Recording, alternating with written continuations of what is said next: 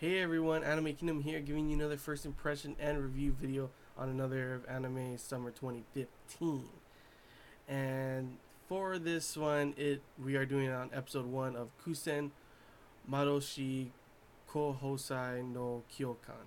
And so far in this episode, it's pretty interesting. Like the premise and everything behind the backstory of it all is pretty much that humans pretty much got their asses kicked on land by these all armored bugs. That's kind of weird to be honest to be saying, but yeah, that's what they are.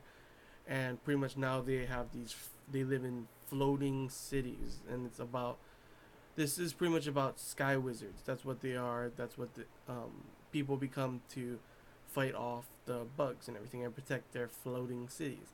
And pretty much the beginning shows the main character Kanata age, and he pretty much it shows him sacrifice, like he's like gonna sacrifice himself for his friends, which doesn't make sense considering throughout the episode it shows like I'm not too sure what's going on, but everyone is calling him a traitor.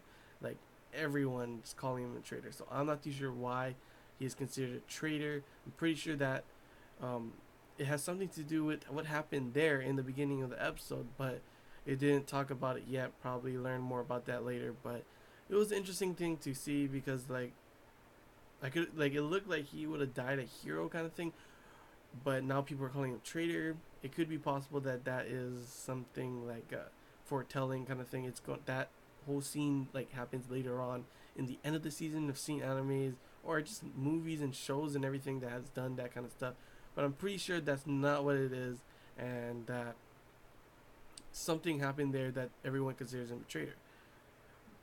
But it also could be the other way. I don't know. I'm kind of confused with that part to be honest. But pretty much this is about the three like these three girls are like the worst fire team ever, and like they need to bring on a new instructor to get them up to standards to be able to pass. So they bring in Kanata age, and the three girls is Rico, Lexi, and Misora. Rico is pretty much she's just a super conceited girl.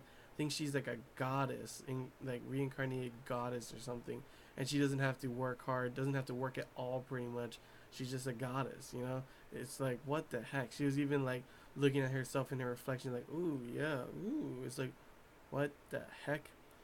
Then we have Lexi. She's like this super shy and nervous girl, but she's definitely super cute. Like the way she acts. Like I don't know. I like that shy, nervous kind of thing going on. It's a little too much sometimes with her, but maybe we'll see why she's like that. But she's honestly compared to Rico, who's just conceited and thinks she's like the best in the world, kind of thing. She's a goddess. Lexi, she wants to help people. The reasons that she wanted to become a Sky Wizard was really good. It's just that her test scores weren't so good, and she's obviously shy and nervous, and probably just has confidence issues. Then we have the last girl. It's Misora, and they just talked about her win to lose ratio, which is just like 0 wins and like over like hundreds of losses. It's like what the heck, right? So that's what pretty much this is. They're like the worst fire team, and Kanata is brought in to be their instructor and everything. It was also pretty funny. We got this kind of stuff, like all the girls had an encounter with him, and they all saw him as a pervert. Misoto got her jam bread on top of his crotch, so he had to wash it. And in doing so, later on, he saw Rico, and she saw him pretty much no pants on because he was washing it.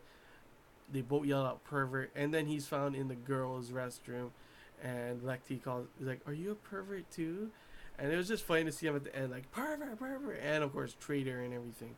That so pretty much like this episode, it wasn't super good to be honest. My first impressions of it's I like the story premise. It could be pretty interesting later on in the story, and I am kind of like interested in why he's branded as a traitor and everything.